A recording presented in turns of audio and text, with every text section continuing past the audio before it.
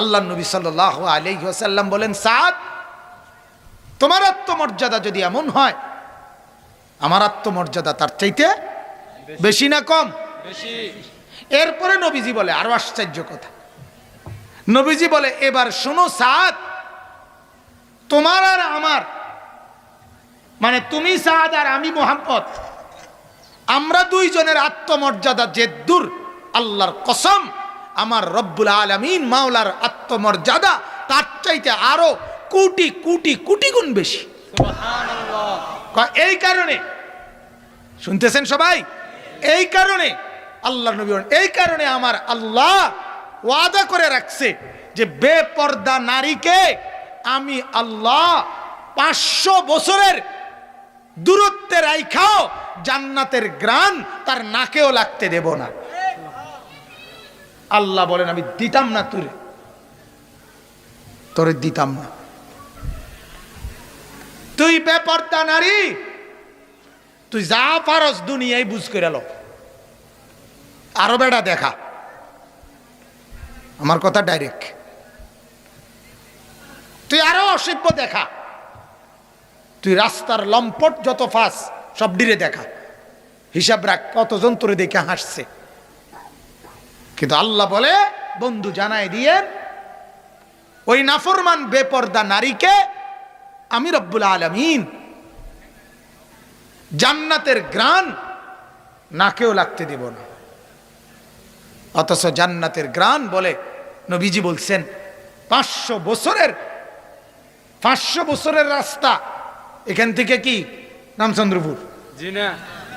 উম্মা আইস দিয়ে লাইছেন আপনারা, রামচন্দ্রপুর হইতো না, এর দূরও না, আরো কম, আরো বেশি। কদ্দুর বেশি? কিটা দিয়ে বুঝাবেন আপনি? কি দিয়া বুঝেন না এমনি কথাটা? কিটা দিয়ে মাপবেন আপনি? হুতা দিয়া না সিনজি দিয়া?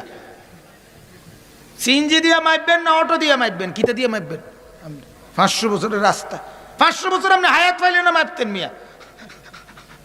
কথা বলছেন না? 500 বছরের রাস্তা মাপতে আপনিও তো 500 বছর হেমাতার যাইতে হইব, তো আপনি যাবেন কেমনে হেমাতার? তো আপনার 500 বছর নাই বেড়া, আপনি তো 500 বছর তলে রকেট চালাইতে হইব, তাইলে না আপনি জানে গিয়ে পৌঁছবেন। বুঝছেন না আপনি কথাটা? ঠিক আছে, আপনি রকেট দিয়ে চালাইলেন, কিন্তু 500 বছর তো কি করতে হইব আপনার, চালাইতে হইব। যাই হোক, বুঝাইলাম আর কি। 500 বছরের রাস্তা, আল্লাহ নবী বলেন দূরে থাকতেই জান্নাতের গ্রান নাকে লাগে। নাফরমান বেপর্দা নারী সেই গ্রানটুকুও পাবে না। এটা আল্লাহর আত্মমর্যাদা, গায়রত। আল্লাহ বলে, দেব না তোর, আমার জান্নাতে তো সস্তা না, আমি তোর মতো নাফরমান মহিলাকে আমার জান্নাতের গ্রানও লাগতে দিব না। হা, আপনারাও আপনাদের বিবিদেরকে বলিয়েন বুঝায়া, আপনারাও আপনাদের মেয়েদেরকে বলিয়েন বুঝায়া যে মা, দুনিয়া যে দূর তামসা কইরালো শেষ, এনে শেষ। বিবিরে বলে নাও, বউ যে দূর ফারো বেড়ি চাইয়া রং, নাটক, সিনেমা, টেলিভিশন, নর্তকীর নাচ, যা পারো আরো ভালো মতে, দরকার হলে ভাত কম খাও, নাস্তা খানা বন্ধ করে দাও, এক বেলা খানা কমাইয়া টেলিভিশন সাউন্ডের মাত্রা বাড়াইয়া দাও, কারণ দুনিয়াই যা শেষ, এখানেই ভোগ করেছে। আমার মনে আছে, আমি একবার এক জায়গায় দুপুরবেলা দাওয়াত খাইতে গেছিলাম, যে ঘরের সামনের রুমে ভাত খাইছি ওই ঘরে টেলিভিশন, তো খানার পরে বাহিরে বেসিন, হাত ধোয়ার, তো আমরা সবাই বাহিরে গেছি হাত ধুইতাম, তো বাড়িওয়ালা আবার আঙ্গুর না কি জানি মনে খাওয়াইবো, আবার ডাকছে, ভিতরে আইতাম, কইছে আমার, আমি ভিতরে আবার হাত ধুইয়া ভিতরে ওই রুমে, যে রুমে খাইছি, আবার ঢুকে আইতে চাইতেছি, দেখছি ঢুকতে ঢুকতেই বেডি, ঘরের বেড়ার বউ দিছে দৌড় আবার, মানে এই ফাঁকে 5 মিনিট বা 3 মিনিট কদ্দুর টেলিভিশন চাইছে বেডি। বিশ্বাস করেন হুজুর, আমার মতো এত বড় হুজুরের সামনে মিশা কথা কম যেত না। মানে ওই যে বেড়ির কলজাটার মধ্যে কি নাই, সুখ নাই তো দুঃখ, ভাতটা যে খাবাইতে আছে মনে বিষ খাবাইতে আছে, যে হুজুর কোন সময় কি খাইয়া যাইব, বাকিটা চাইতো বুল্লা। আশ্চর্য, আমার চোখে দেখা মিয়া। এই 2-3 মিনিটের লেগে বেড়ির আবার কদ্দু ছাইয়া গেছে, আবার বন্ধ করে দিচ্ছে তো। হা হা, কি পরিমাণ ডাকাত, কি পরিমাণ নির্মম, কত নিকৃষ্ট আপনি চিন্তা করেন। এজন্য বলতেছিলাম আসলে এটা গায়রত, আত্মমর্যাদার ব্যাপার। আত্মমর্যাদা, রিজিক, খাবার, সেটা বিরিয়ানি হোক, খিচুড়ি হোক, যাই হোক, এটা আত্মসম্মানের ব্যাপার। আমার জন্য রিজিক যদি বরাদ্দ থাকে, আমি মাটির তলে গেলেও খাইতে হবে আমার। কথা বলেন না? আল্লাহর নবী সাল্লাল্লাহু আলাইহি ওয়াসাল্লাম বলেন, ওয়াল্লাহি লান ইয়ামুতা নাফসান হাত্তা তাস্তাকমিলা রিজকাহা। আল্লাহর নবী বলেন, আল্লাহর কসম, একটি নফস, একটি প্রাণ মরবে না ততক্ষণ পর্যন্ত তার জন্য বরাদ্দকৃত রিজিক পূর্ণ না করে, আল্লাহর নবী বলেন, কসম করছি উম্মত কেউ মরবে না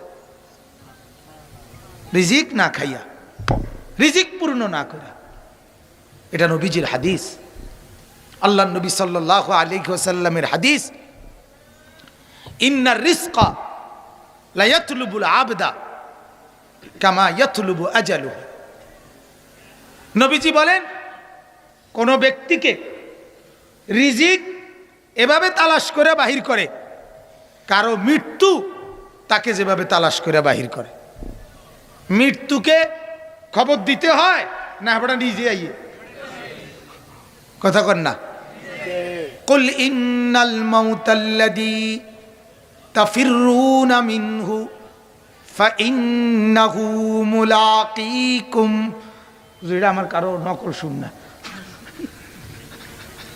আমার মনের আবেগে মাঝে মধ্যে আমি 2 শব্দ টানি। তো আল্লাহ তাআলা বলেন, ও নবী বলেন, বলে দেন পৃথিবীবাসী, ইন্নাল মাউতাল্লাযী তাফিরুনা মিনহু, মৃত্যু থেকে তুমি যেখানেই পলায়ন করো না কেন, ফাইন্নাহু মুলাকীকুম, মৃত্যু তোমার সাথে সাক্ষাৎ করবেই করবে। তুমি কোন লাগতো না, মৃত্যু নিজেই আসবে। আসবে কিনা বলেন না?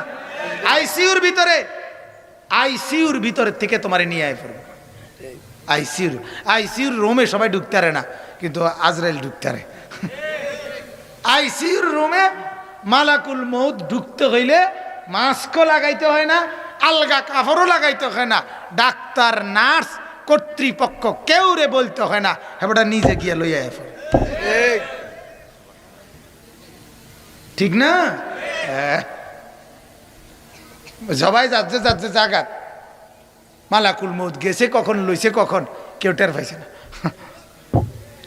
মালাকুল মউতের আল্লাহ তাআলা বলেন মৃত্যু আসবেই। তো নবীজি বলেন, মৃত্যু যেভাবে তালাশ করে বের করে রিজিক, সেভাবেই কি করে তালাশ করে বের করে। এটার জন্য জান ফানি করে লাউন, এটার জন্য মরি বাসি একেবারে যুদ্ধের ঘোষণা দেওন, যে জীবনে আছে কি যে কোনো মূল্যে শিক্ষার দরকার হলে মার ফেটেতে ফইরা যত শিক্ষারছি না, এত বেশি শিক্ষার হইল খিচুড়ি খাইব। জীবনে আছে কি দেখাইয়া ছাড়ুন, খিচুড়ি কেমনে খায় বেড়া, বাচ্চা থাকলে বিরিয়ানি খাইয়া ছাড়ুন, আইজ মরছি আর বাচ্চি। এটা এত এত কঠিন সাধনা করার বিষয় না, এত সাধনা করার দরকার নাই। এটা ফায়সালা থাকলে আসবেই আসবে, ঠিক কিনা বলেন না? আল্লাহ তাআলা কোরআনে বলেন, এটা আমি আল্লাহ আমার উপরে ফরজ বানিয়ে নিলাম, আবশ্যক বানিয়ে নিলাম। ইল্লা আলাল্লাহ, এই আলাটা ফরজের জন্য আসছে, বুঝাবার জন্য। তো আল্লাহ বলেন শুধু রিজিক দেব, এটা এরুম না। কথাটা বুঝছেন? যে তোমার ভাত তরকারি আমি দিমুই, তবে এটা এরুম না যে একখানে শুধু ঠিকানা দিয়ে রাখছি, ওইখানে ভাত তরকারি থাকে সব সময়, তুমি গিয়ে গিয়ে হেনতে ভাত লই আইবা। আল্লাহ কয় না, এটাও না, এটাও না। ওয়ায়ালামু মুস্তাকাররাহা, তোমার পূর্ণ হায়াতে তুমি কখন, কোন সেকেন্ডে, কোন মুহূর্তে, কোথায় থাকবা, কোথায় কোথায় তোমার রিজিক কোনটা পৌঁছাইতে হবে, আমি আল্লাহ কায়নাত সৃষ্টির, আসমান জমিন বানাবার কম পক্ষে 50,000 বছর আগে নির্ধারণ করে রাখছি। ওয়ায়ালামু মুস্তাকাররাহা ওয়া মুস্তাউদাআহা, শেষ পর্যন্ত তোমার দাফন হবে কোথায় সেটাও আমি আল্লাহ তাআলা আগের থেকে কি জানি। কুল্লুন ফি কিতাবিম মুবিন, আল্লাহ বলে তোমার রিজিকের সবকিছু আমি আল্লাহ সুস্পষ্ট কিতাবের মধ্যে লিখে রাখছি। কি করে রাখছি? লিখে রাখছি। তাহলে এই 6 মাসে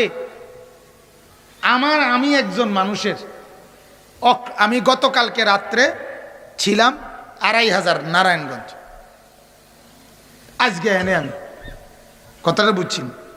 আমি আগের দিন ছিলাম সাতক্ষীরা, পরের দিন ছিলাম হাটহাজারী চট্টগ্রাম, এমন বয়ানেও গেছি। আগের রাত সাতক্ষীরা মাহফিল করছি, পরের রাত মাহফিল করছি চিটাগাং। তাহলে ফেরেশতা যদি শুধু আমার ভাত তরকারি ওনার হাতে দায়িত্ব দিত, উনি আমার কি পরিমাণ ধমক দিল হইলে, বেটা বাদ দুগা লইয়া তোর ফিসে ফিসে বেটা এইভাবে ঘুরতে আছি, বেটা তাই রে বেটা তুই বেটা কিতা শুরু করছ বেটা, ঠিক কিনা কইব কিনা কন, বাদ দুগা নিরিবিলি খাইবি এক জায়গায় বইয়া, কি আজকে হেনে কালকে হেনে, আরে কি তোর কি শুরু করছিস বেটা তুই আমারে, বেটা আমার আর কাম নাই, আমি বুঝি তোর বাতলে লইয়া আরুম সারাটা দুনিয়া। আল্লাহ তাআলা বলে বান্দা ফেরেশতা চিন্তা করতে হয় না, আমি এটা আগেই ঠিক করে রাখছি। সাতক্ষীরায় তোমার রিজিক কি, চিটাগংয়ে তোমার রিজিক কি, কখন তুমি থাকবে কোথায়, খাবে কোথায়, কি খাবে না খাবে, আল্লাহ বলেন এটা আমি আগেই কি করে রাখছি, নির্ধারণ করে রাখছি। এজন্য হাত ধুইয়া ভাতের প্লেট, ভাত নিয়েও অনেকের খানা হয় না। আবার কথা নাই বার্তা নাই, এ বেটা আইনের কোনো কথাই নাই, এ বেটা খানার টাইমে আইয়া হাজির, মানুষে কিরে তুই কি আসমানতে পড়লি নি কোনো বাতের টাইমে, এইভাবে জু বুঝা কেমনে আইলি, ঠিকই না বলে তো, সব কার ফয়সালা? হ্যাঁ। এজন্য জওয়ান যারা ছেলে যারা বর্ষ বাপ, আজকের জন্য বলি না, শুধু সামনের দিনের জন্য নসিহত করলাম। ভাতের জন্য, খাবারের জন্য, একটা জিলাফির জন্য, এক প্যাকেট বিরিয়ানির জন্য, এক প্লেট খিচুড়ির জন্য বাজান নিজেকে এত ছোট বানাইও না। আমরা মুসলমান, আমরা মুসলমান, আমাদের আত্মমর্যাদা আছে, আত্মসম্মান আছে, আমরা নিজেকে একবারে এত ছোট বানাই না, ঠিক না। এত এত ফসাই এলাম নিজেরে, এটা ঠিক না। আল্লাহর ফয়সালা থাকলে রিজিক আসবেই, আল্লাহর ফয়সালা না থাকলে আসবে। আল্লাহ তাআলা আমাদেরকে বুঝার তৌফিক দান করুক।